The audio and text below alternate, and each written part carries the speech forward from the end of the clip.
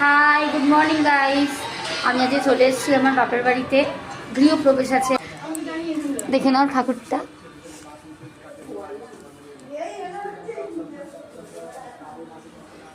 পুজো হয়ে গেছে, এই সবে পুজো হলো, সবে ঠাকুর পুজো শেষ হয়েছে। পুজো সবে শেষ হয়েছে।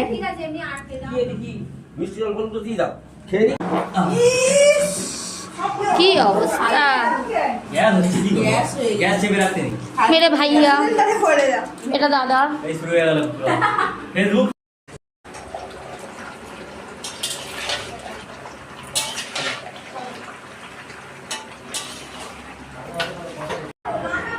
গৃহপ্রবেশের খাওয়া লুচি, ছোলার ডাল, আলুর দম।